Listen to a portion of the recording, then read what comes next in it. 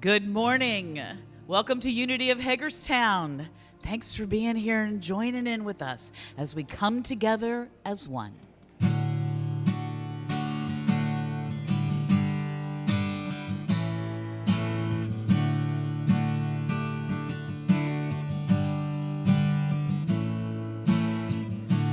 Come together, heart and soul, as we love together. Young and old, we will sing together, together in one song. Come together, from different worlds we are drawn together. In our own way we can pray together. Together we are strong. I see God in you. You see God in me. One path, one vision, one family.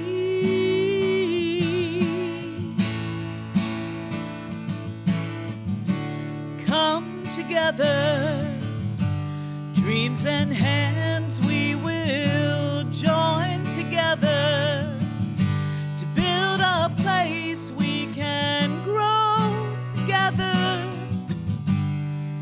Together we are whole.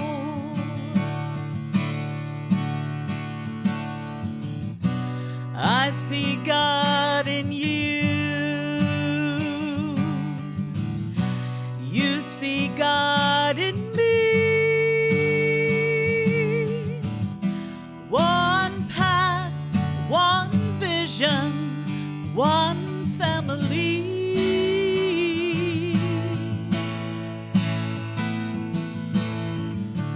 Come together, heart and soul, as we love together. Young and old, we will sing together, together in one song. Together we are strong. Together in one song.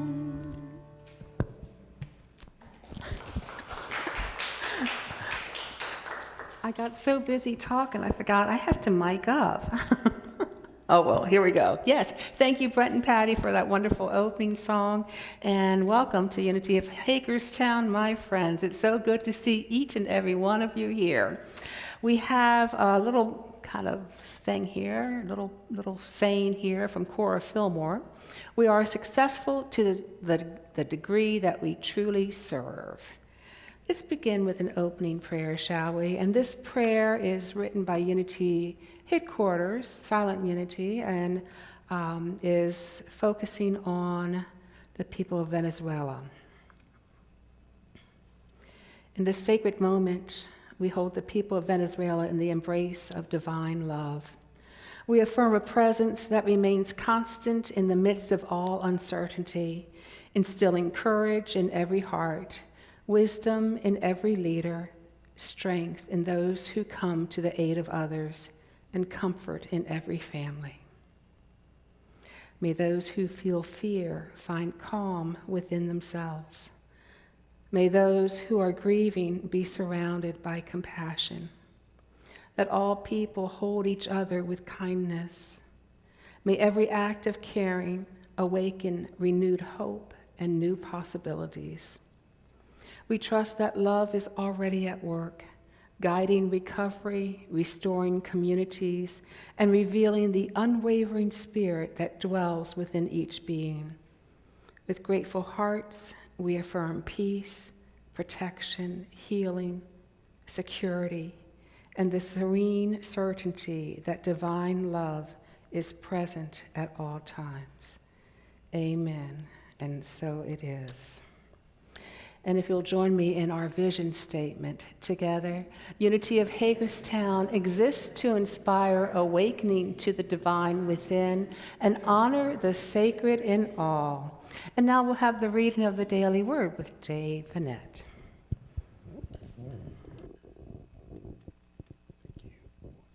Good morning. The overarching word today is connection. I share a connection with the human family, the world's creatures, and the universe itself. I am reminded of the words of astronomer Carl Sagan, who wrote, "The cosmos is within us. We are made of star stuff. We are a way for the universe to know itself." I affirm this cosmic connection and more. I feel I am a part of everything and connected with everyone through the indwelling presence that unites us in God. When the world feels lonely and I'm struggling to find my place in it, I remember this cosmic connection and that, despite our surface differences, we have much in common. I value my connection with others and seek to make new ones. I treasure these relationships and celebrate our oneness in God. The reading is from Thessalonians. Therefore, encourage one another and build up each other as indeed you are doing. And now if we would say together, what's up there? I share a connection to all living things. Let that settle for a moment.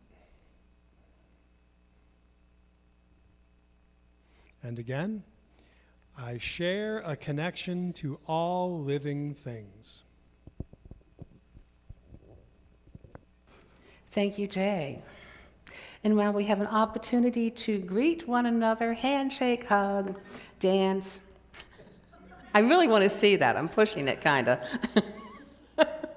But just let your preference be known. And if you'd like to say hello to our online community, stand in this general area, and Arnie, our AV guy for the day, will be sure to capture you. So I'm going to say hello. Let's greet each other, and I'm going to say hello to our online community. And it's so good that you are joining us today. We love you. We appreciate you. Thank you for your prayers and your support. And please put a comment down in the comment section, whether you're watching on Facebook or YouTube, because we want to hear from you. If there's a prayer request or if there is a joy in your life you'd like to share, let's do it. Let's lift each other up. Thank you.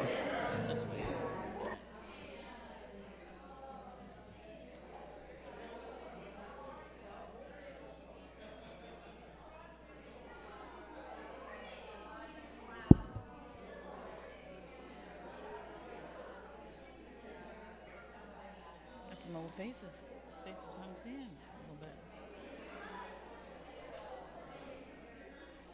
Okay, let's do it.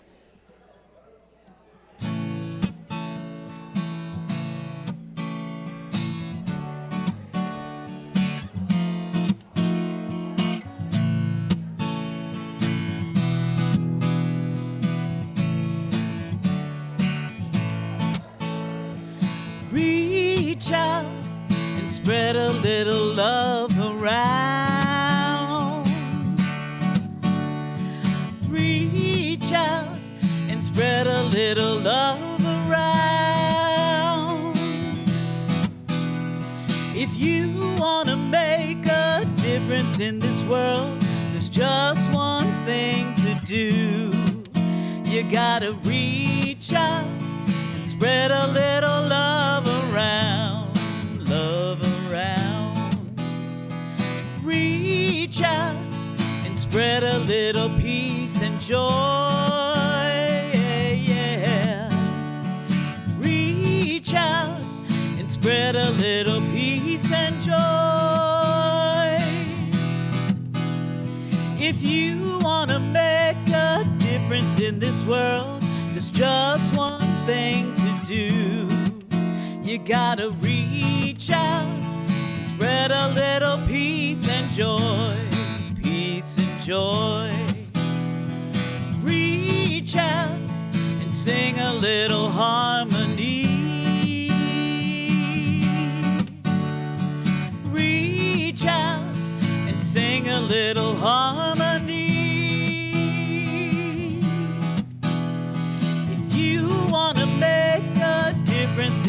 world, there's just one thing to do. You gotta reach out and sing a little harmony.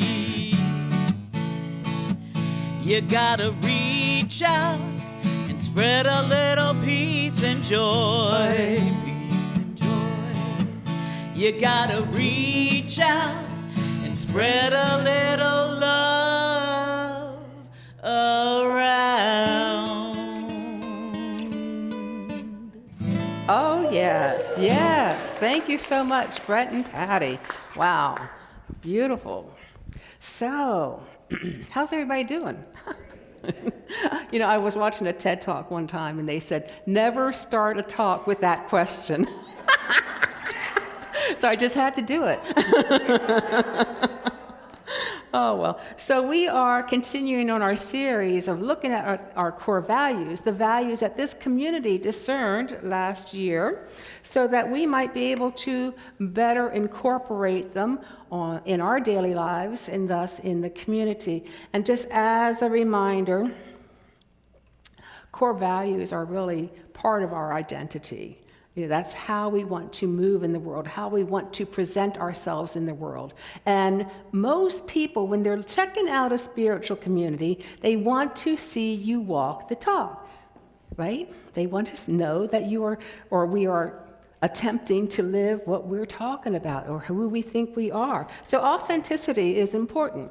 And that's why we review these core values, so that we can keep them fresh in our minds, so that we can really lean into them a little bit more. They are, they're also the guiding light for decision making for us. They're kind of foundational to our identity, our culture. So we looked at being spiritual. We are spiritual beings living in a spiritual world under spiritual law. Now, we may not remember that perfectly all the time. That's not the point. The point is to come back to that. Come back to it when we forget. Come back to it when we think that we're separated from God, separated from everyone. Come back to it and remember that Spirit is expressing through us. We also looked at the value of love, compassion. Knowing that God is love, God is present everywhere, love is present even through me. Even when I'm not acting so lovable, God and love are there through me.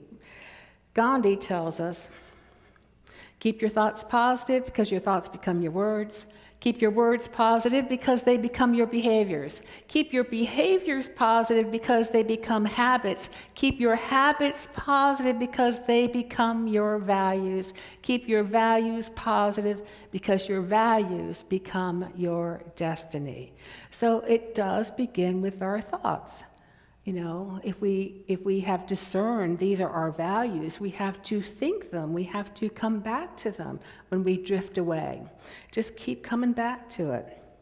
Brene Brown tells us, integrity is choosing courage over comfort, choosing what is right over what is fun, fast, or easy, and choosing to practice our values rather than simply professing them. So just a couple of quotes there to get us, you know, in line in how or why we should practice our values. In case you needed it. I didn't think you really did, but I like the quotes. So today we look at our value of being service-oriented.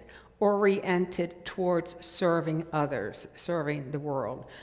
And I'm going to start with a true story. So for years, Pierre walked by a woman who was sleeping outside next to a vent of the parking lot where he parked, and his office building was close by, just a few doors down. And he kept getting uncomfortable with it, and he kept thinking, you know, there's an office building sitting empty during the night that could provide heat and shelter. Finally, he did something about this, and he started a nonprofit called Offices of the Heart. And to date, they have matched people experiencing homelessness with office buildings that are willing to open their doors in the evening and allow people to stay in there 160,000 nights of shelter provided. That's pretty amazing, isn't it? And it's such a simple solution, and it has profound effects because those who are sleeping there at night don't necessarily leave before the employees come in. And some people have taken to sharing a cup of coffee with those who are experiencing homelessness, letting them know that they're seen.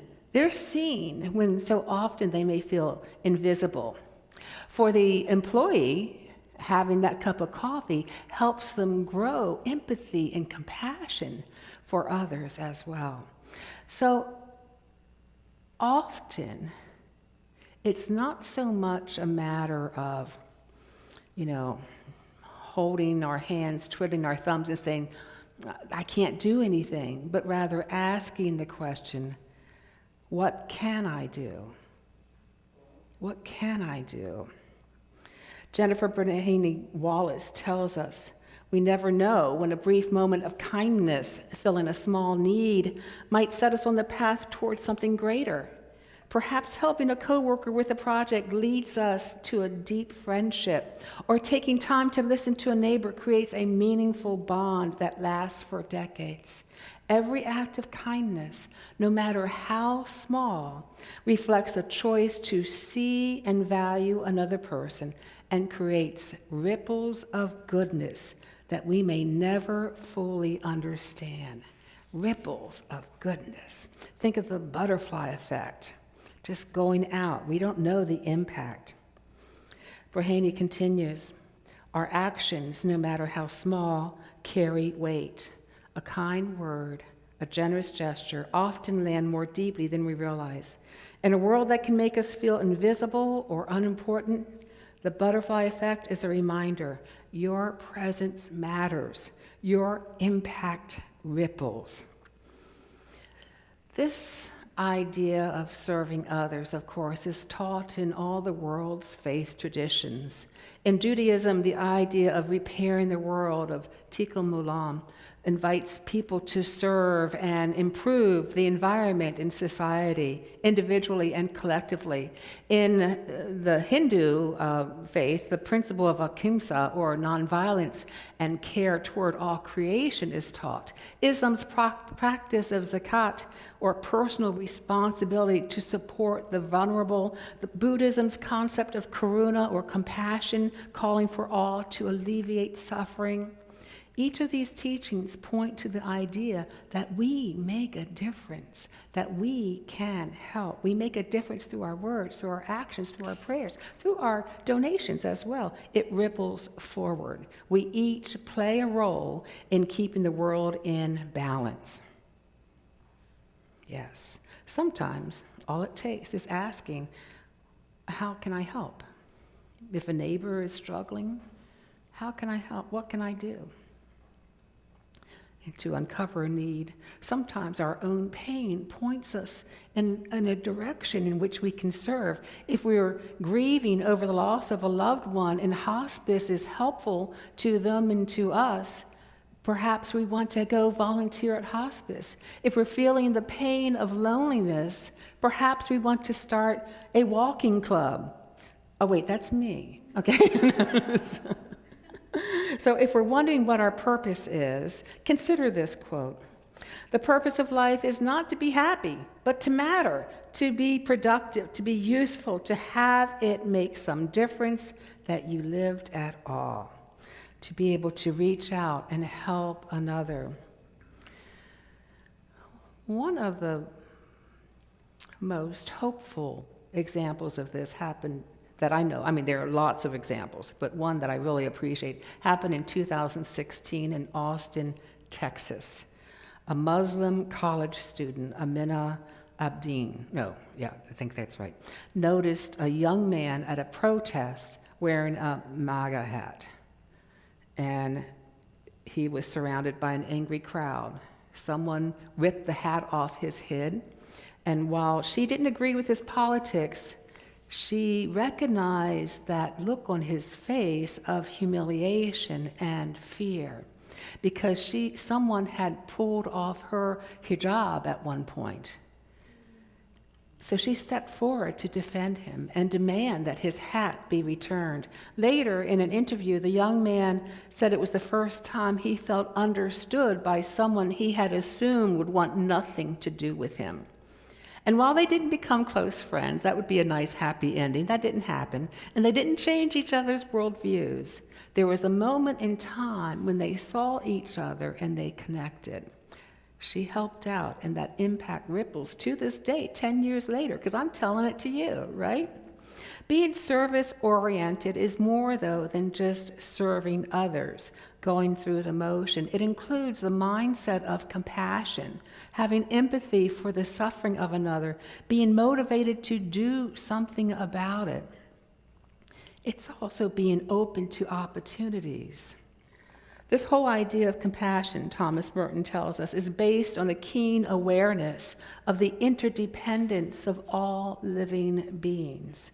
And this is a great place to start as we look in becoming more service-oriented, as we lean more fully into this value, recognizing that we're all interconnected. And actually, we could take it a step further because we are all one spirit of life, one spirit of love. We are all one spirit expressing through us, understanding that that presence of the divine is everywhere, within all creation, within all creatures.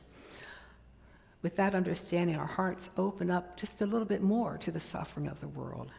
Compassion is the motivator, and it leads us to do something about it. Sympathy looks in and says, I'm sorry. Compassion goes in and says, I'm with you. Sympathy looks in and says, I would like to help. Compassion goes in and says, I'm here to help. Sympathy says, I wish I could carry your burden.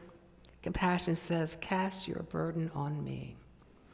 With service, we are looking outwardly, fully seeing the injustices, the suffering of the world, and yet we are looking within as well to discern what is ours to do in this. What is ours to do? Being directed by that inner wisdom, by that inner guidance, and moved to do something about it. We look for opportunities to serve each other, our community, our world.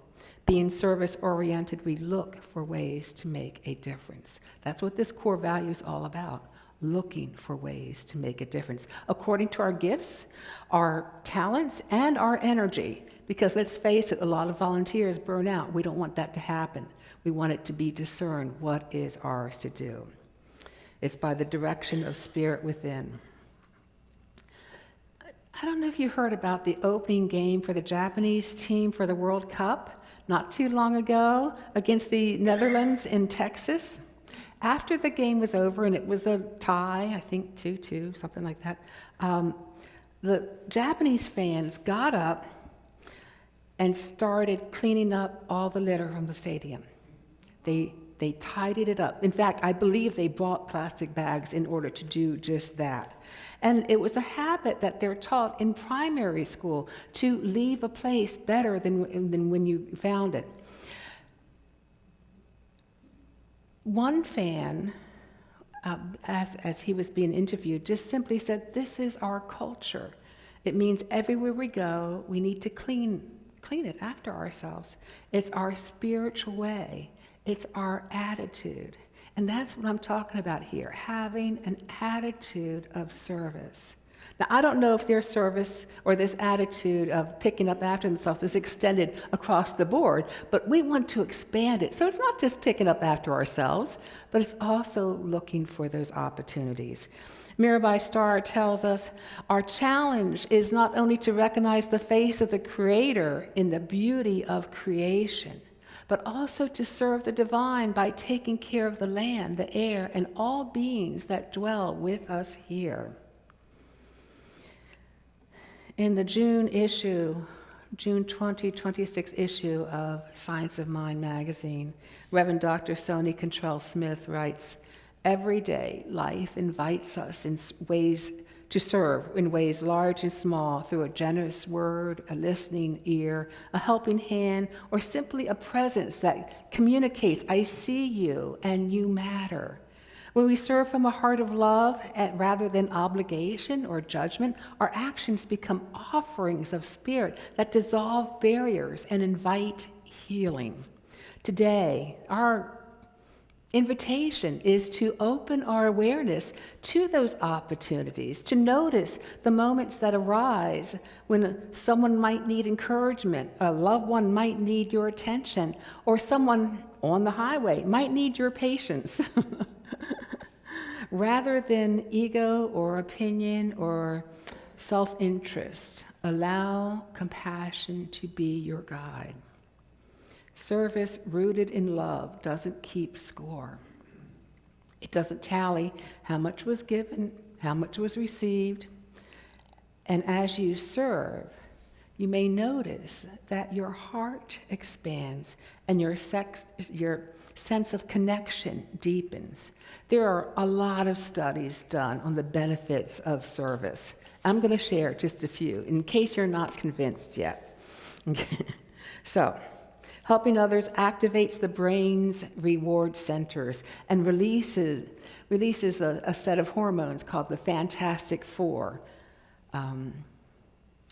Endorphins to reduce pain, dopamine for pleasure, oxytocin to build trust and connection, and serotonin to enhance mood. I had to get it. Yeah. A study spanning over 2 decades of middle-aged to older adults found that dedicating just 2 to 4 hours in a week helping others formally or informally slowed the rate of cognitive aging to 20%. I mean, that's pretty good motivation right there if you needed it. Research published by the American Journal of Public Health indicates that providing helpful acts, providing help acts as a physical buffer against stress. So it reduces mortality rate as well. And then also with the physical health, moderate, consistent service is linked to reduced inflammation, lower blood pressure, better overall cardiovascular health, and according to another study of older adults, volunteering over 100 hours a year, 2 hours or a little bit more than 2 hours a week, significantly decreased physical limitations and mortality risk. But that's not all. There's the mental well-being as well. Serving others combats loneliness and depression. According to the American Psychological Association, it gets us out of our personal bubble, which helps broaden our perspectives and yields better mental health. Okay, there's probably more, but that's just what I came up with doing this research. So, Contrast Smith goes on to say, when you choose love in your actions, you engage in conscious healing, forging connections that strengthen heart and mind while becoming an instrument of meaningful expression in the world. Let love lead your service today. And I have another quote, which I love. This is from a poem. Whenever I wash the world's feet, my hands immediately stop shaking. If you get nervous about the news today, this is the antidote, my friends, that you go out and find something that you can do to make a difference. And one last quote from Emily Cady, who was a teacher of teachers in the New Thought movement. Stagnation is death. A pool cannot be kept clean and sweet and renewed unless there is an outlet as well as an inlet. It is our business to keep the outlet open and God's business to keep the stream flowing in and through us. Unless you use for the service of others what God has already given to you, you will find it a long, weary road to spiritual understanding. So, with that, let us move into a time of meditation, shall we? Go ahead and move into your favorite position to meditate, closing your eyes if you like. Perhaps your feet are flat on the floor. And affirm with me, I express my love for creation through joyous service. I express my love for creation through joyous service. And as we calm our bodies down, Calm our thoughts. Let's bring our focus to our heart space.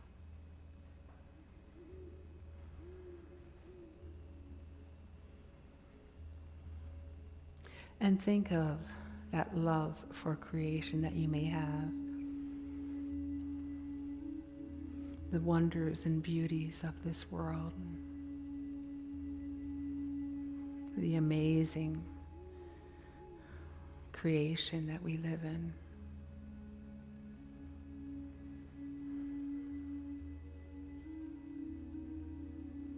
Let that love for this life, this planet, blossom forth.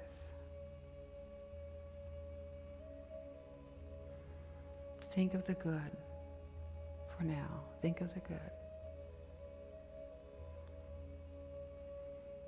A sunrise at the beach. A vista from a mountaintop.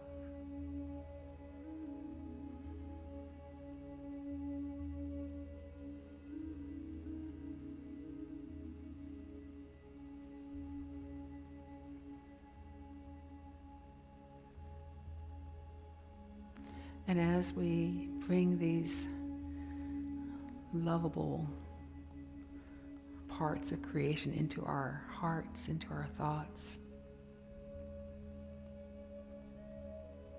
let us take a little bit of a shift and think perhaps of one thing that maybe captures your attention in of someone suffering, or perhaps an injustice that you've witnessed or have heard about. Just one thing. Something that you are drawn to. Perhaps you're already doing what you can around this topic.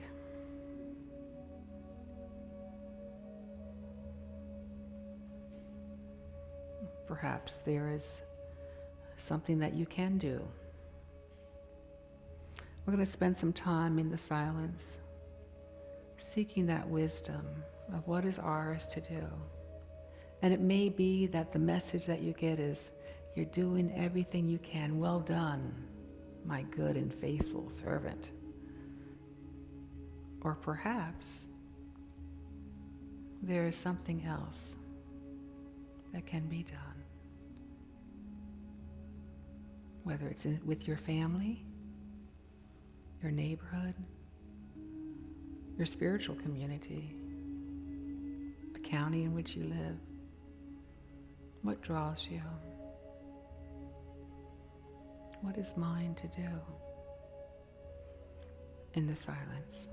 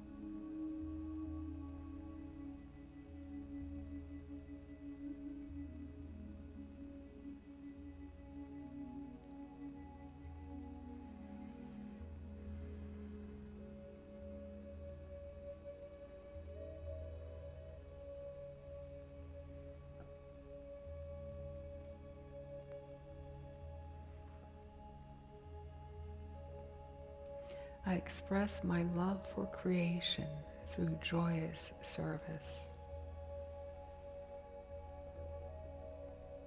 And as we bring this meditation time to a close, let us give thanks for this beautiful creation in which we are a part. Let us give thanks for this time of connection, of guidance, of quiet, knowing that we can sit with this question as often as needed, and that we can and will be answered. And so it is. And as we continue to sit restfully, I invite Brent and Patty to share a song.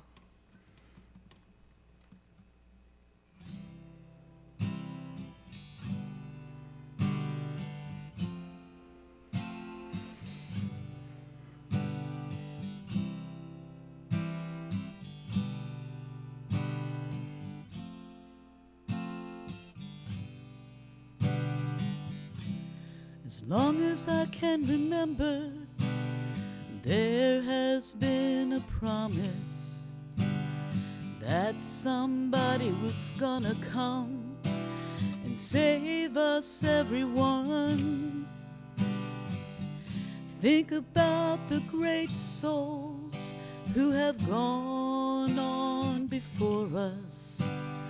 Have we continued the work that they've begun?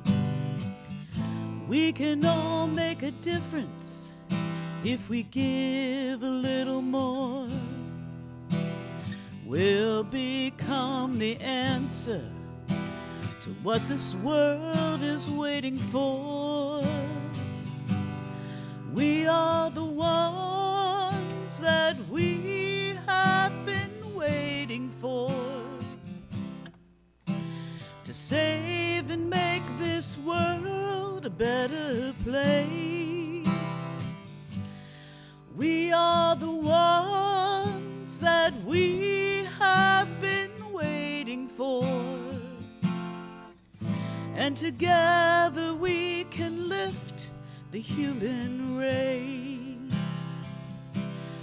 We are the ones that we have been waiting for, to save and make this world a better place. We are the ones that we have been waiting for, and together we can lift the human race.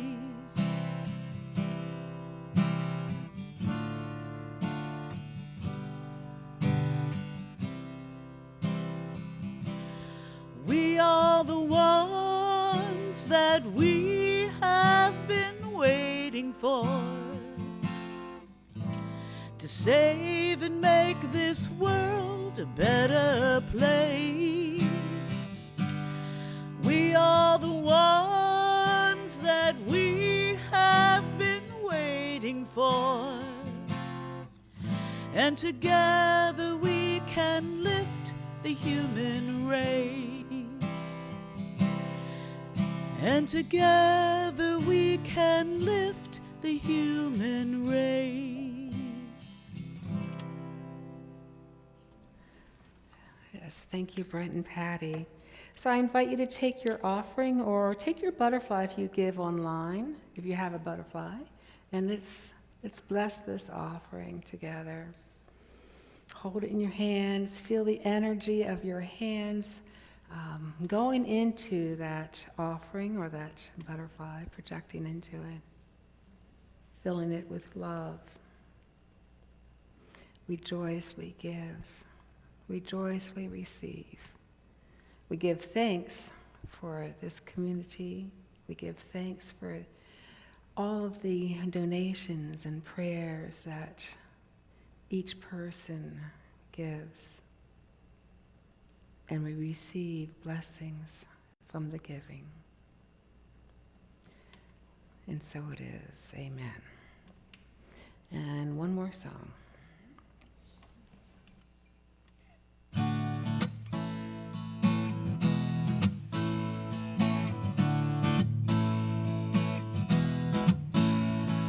Grateful, grateful, grateful for all the love that I have. Oh yes, I'm grateful,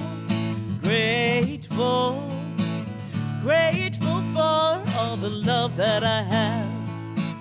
Every look where I look and every face I see is love reflected, shining back at me. I just give thanks for all these simple things, the joy and the peace that gratitude brings. I am so grateful, grateful, grateful for all the love that I have. Oh yes, I'm grateful, grateful, grateful for all the love that I have. Every day I wake before I open my eyes, I count my blessings and I realize life is a miracle when you see it that way. I focus on the beauty, that's why I have to say I am so grateful, grateful, grateful for all the love that I have. Oh yes, I'm grateful, grateful, grateful for all the love that I have. Oh yes, we're grateful, grateful, grateful for all the love that we have. Oh yeah, we're grateful, grateful, grateful for all the love that we have. Yes. Give them a hand. Okay, so we have a few announcements today. Is that right? Women of Unity today? Yes. Okay, good. Okay, just double checking.